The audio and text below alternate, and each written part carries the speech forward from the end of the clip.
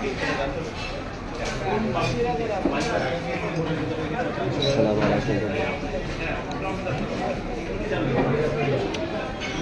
শুক্রবারের দিন দুপুরে খানা খাচ্ছি বাচ্চাদের নিয়ে। একটা শুক্রবারের দিন তো বাচ্চাদের নিয়ে খানা খাচ্ছি বিয়ের বাতিতে।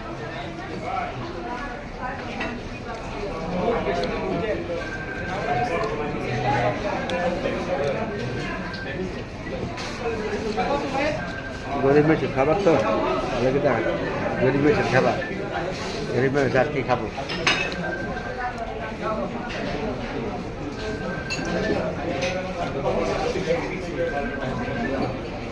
দুপুরবেলা খানা একদম নামাজ পড়ে আসলাম, আইসা আবার বাতি জ্বালিয়ে খাওয়া দাওয়া করতেছি।